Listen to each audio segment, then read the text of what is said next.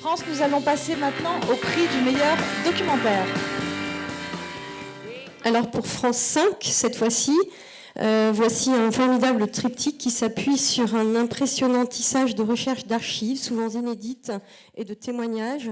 Il s'interroge sur la place des Noirs dans la société française de 1889 à nos jours.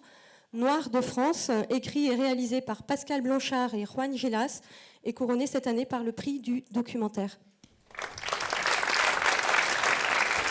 J'appelle sur scène les deux réalisateurs, Pascal Blanchard et Juan Gelas, et la productrice Anne Labro pour Phares et Balises.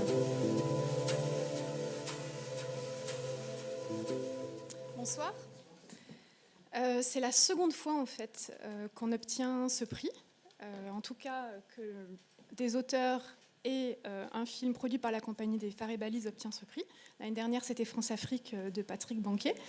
Donc je voulais simplement vous dire que c'est un grand honneur et en plus ça nous donne vraiment beaucoup d'énergie pour continuer à faire ce genre de film-là, soutenu bien sûr par les chaînes du service public, donc France 5 cette fois-ci. Voilà, quoi dire d'autre? Oui, je voulais juste préciser également que le film de l'année dernière et celui-ci a été monté par la même monteuse. Et je voulais juste souligner l'importance du montage dans les documentaires et que ce n'était pas non plus un hasard, voilà, dans la qualité de ces types de films-là. Voilà. Je crois que c'est tout. Je vais laisser parler les auteurs qui sont beaucoup plus bavards que moi. Merci Anne.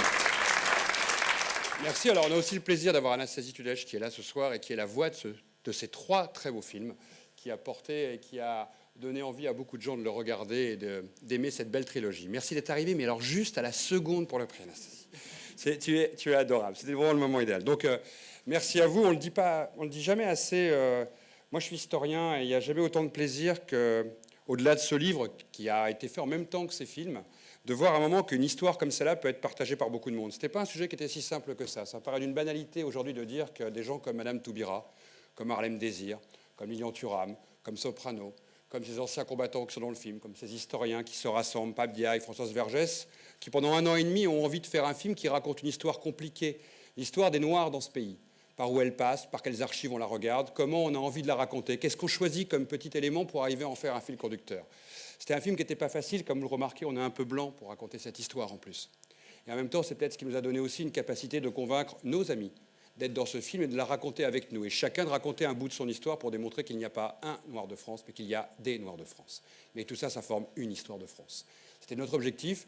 Et avec votre prix, vous êtes en plus de ceux qui ont regardé ce film, de ceux qui ont acheté ce DVD, de ceux qui nous ont parlé quand on a présenté ce film dans toute la France, y compris dans les Outre-mer, et bientôt en Afrique, de pouvoir échanger autour de cette histoire et de la faire partager avec le plus grand nombre. Et votre prix, c'est une manière aussi de le faire partager demain encore à beaucoup d'autres. Merci 1000 fois.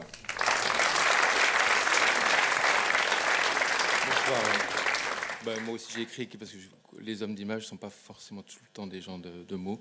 Donc merci pour ce prix qui effectivement, comme je disais dans l'introduction, c'est ce train d'union entre nous les auteurs et puis le grand public. Donc vraiment c'est un prix assez spécial. Quand on nous a annoncé qu'on allait recevoir ce prix, c'était il n'y a pas très longtemps et c'est au moment où les débats du Parlement sur le mariage homosexuel faisaient parler la France. Et je me suis dit que peut-être qu'on était enfin entré dans un temps où les histoires multiples des minorités qui font notre belle République commençaient à trouver leur place légitime dans notre histoire nationale. Et donc, continuons à raconter ensemble cette France. Et merci pour votre soutien. Au revoir. Je vous invite à une petite photo